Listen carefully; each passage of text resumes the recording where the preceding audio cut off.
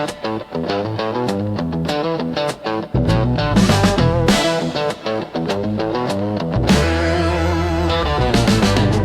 Gear with Fonsz. Plates, power, and personality. The secret life of license plates. Intro. All right, my fellow drivers, dreamers, and dashboard philosophers. Welcome back to First Gear with Fonsz, the show where history meets horsepower and culture takes the wheel. Today, we're talking about something you probably haven't thought about since your last registration renewal. License plates. Those little rectangles of metal hanging off your car like a government name tag. You don't pick them, you don't wash them, but you do stare at other people's while stuck in traffic, judging, laughing, or just trying to figure out what LUV2QIK actually means. Now let me ask you something right out the gate. If you could design your dream vanity plate, 8 characters max, what would it say about you? Would it be funny, mysterious, or dead serious? Drop it in the comments, tag me, or yell it out your window. I'll pretend I heard you. Because today we're going on a ride through time, steel, and ego, from Paris cobblestones to California highways, tracing how license plates went from dull identification to rolling expressions of personality, pride, and sometimes pure chaos. Buckle up, it's going to be a smooth but slightly sarcastic ride. Europe invented the flex 1890s to 1910s. Like most things bureaucratic and overly complicated, the license plate started in Europe. The Ghent University paper, an actual academic study on license plates, says the first official plate was introduced in Paris, 1893. Cars were brand new, noisy, and confusing as hell. People were getting hit in the streets, and there was no way to tell who did it. So the mayor said, "We need identifiers, metal plates, numbers on every car." That was it. Civilization's first automotive rule, thou shalt be numbered. Germany followed in 1896. France kept refining it. Britain joined the game in 1903 with elegant black plates and crisp white lettering. Because of course they did. Then America saw all this and said, we can do it cheaper. In 1901, New York required every car to display identification. But here's the kicker. You had to make it yourself. That's right. No DMV, no stickers. You went to your shed, found some tin or leather, and painted your initials. People were driving around with crooked letters, house numbers glued to boards, and names etched in soapstone. It was the Wild West of typography. The Ghent study calls it a decentralized chaos of automotive identity. I call it Etsy for early motorists. Still, it worked.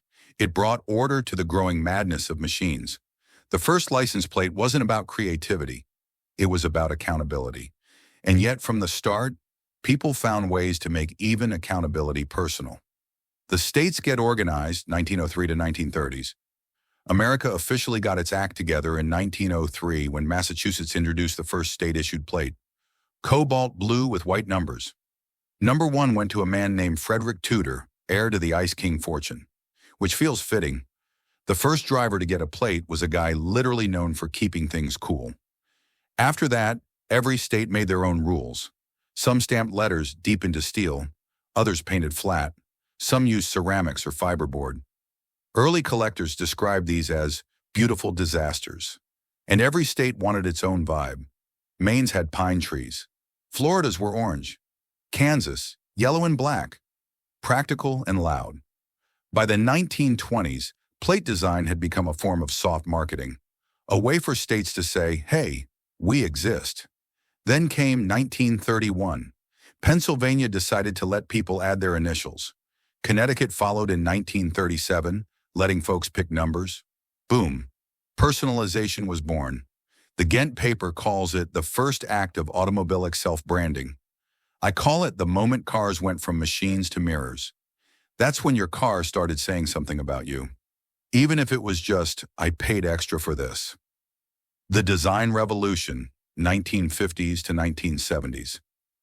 After World War II, America fell in love with cars. Highways were popping up everywhere. Families were buying Fords and Chevys like they were going out of style. But there was one problem. License plates didn't fit. Every state had different dimensions. You couldn't swap bumpers or screws without a drill set. So in 1956, North America agreed to standardize. 6 inches high, 12 inches wide. It was the Geneva Convention for gearheads.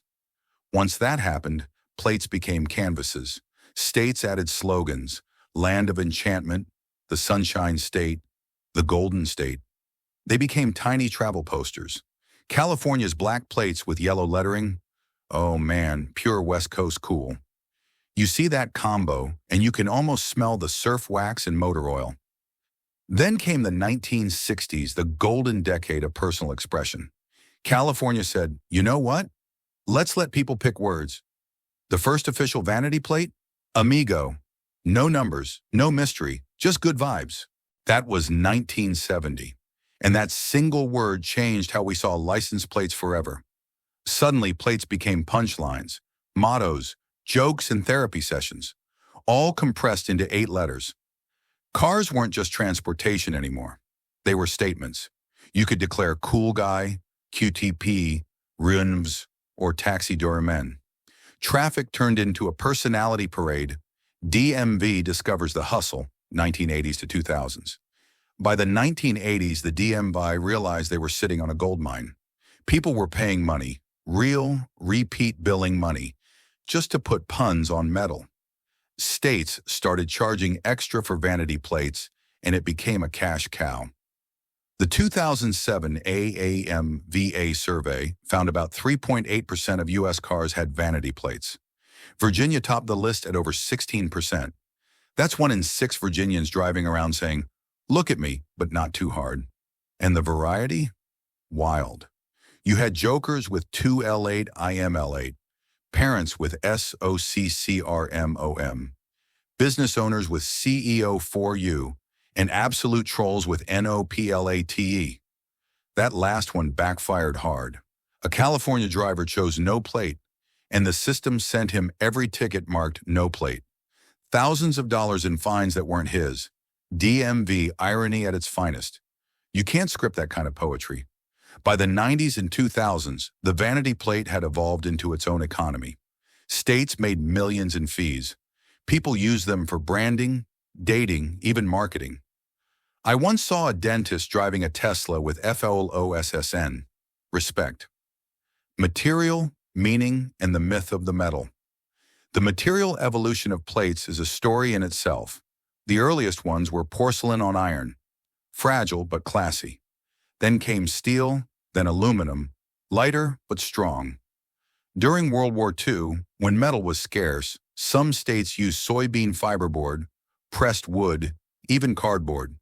You could bite into your registration and leave a mark. Collectors say those wartime plates looked cool but fell apart in a single summer. By the 1970s, reflective paint arrived, the shiny kind that glows under headlights. Police loved it. Speeders didn't. The Ghent University thesis calls it the technological visibility era, where design shifted from aesthetic appeal to data legibility. In plain English, make it readable for cops, not pretty for people. But the beauty never disappeared. It just changed meaning. Every dented, faded plate on the road tells a story. Maybe it's been through 3 cars, 2 marriages, and 1 midlife crisis. Maybe it's just survived too many automatic car washes. Either way, the plate carries history. A little bit of you stays in every chip of paint. Culture, comedy, and the art of 8 characters. All right, real talk. Vanity plates are where humans truly shine. We've turned them into punchlines, pickup lines, protest signs, and confessions. You've got the confident, hot mom, great daddy, CEO 247, the humble BRKAFTR, 2BROKE, the flirty URMOVE, the spiritual BLESSD, ZENLIFE, and of course the chaotic neutral Lolamad, Bephelsia, no GPS. These are conversations happening in traffic, rolling declarations, highway micro-stories. The Ghent paper calls them micro-public texts, and I love that term, small public performances of identity. It's the same instinct that makes us choose profile pictures or bios. We're hardwired to tell stories, even on our bumpers. So here's a mid-episode pit stop question for you. What's the funniest or most memorable license plate you've ever seen? Was it clever, wild, or straight up confusing? Share it. I'll feature the best ones on the next show. Because somewhere out there, there's a GREATDAY parked next to a WHYME, and that's art. The future, digital plates, and algorithmic identity. Now let's talk future. We're heading into the era of digital plates. Screens instead of steel, connected to the internet, constantly updating. These things can display stolen alerts, dealer ads, even change background colors. Sounds slick, until someone hacks your tag and it starts flashing, "Send nudes." Privacy experts are nervous, and rightly so, because once a plate connects to the cloud, it's not just a name tag, it's a tracking device. The Ghent study calls this technological overreach and identity abstraction. I call it too much Wi-Fi for one rectangle.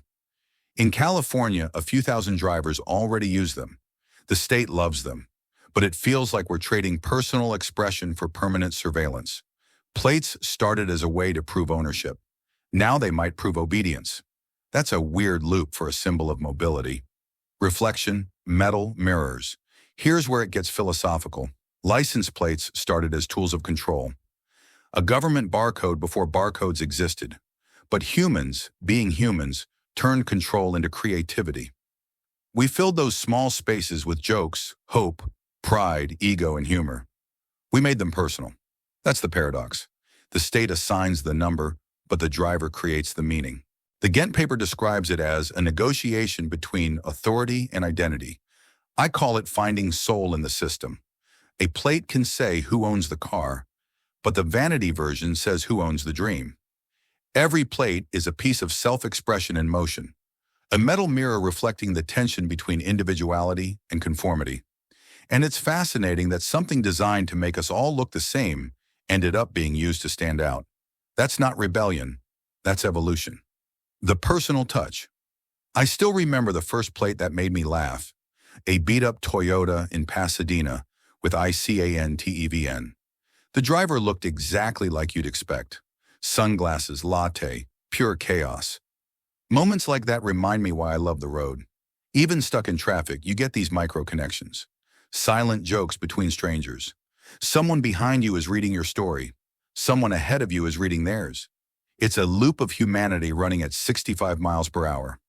License plates are proof that creativity doesn't need permission. Just a little space and some metal. Closing reflections. So yeah, next time you're idling at a light, look around. Every plate is a clue. A slice of someone's life story compressed into 8 characters. ERNGRL. DOGDAD. Karloff's too. These aren't random codes. They're confessions, inside jokes, reminders, and in some cases, cries for help. Proof that even in one of the most standardized systems on Earth, people still find ways to color outside the lines. Maybe that's what makes the open road feel alive. Not the cars, but the characters behind them. So before you log off today, let me ask, what story does your car tell? With or without words? Is it clean and proud? Dirty and overworked? Loud? Quiet? Stubborn? Because whether you've got a Tesla, a Toyota, or a tired old Kia, your ride says something. And if you're bold enough to slap your story on the back of it, hats off to you. Drive proud, tell your story, and if you ever spot a plate that reads FONZDRVZ, give a little honk. I'll know you got the message. You've been listening to First Gear with Fonz, where every drive has a backstory and every detail hides a little truth. I'm Fonz. Catch you in the next lane, amigos.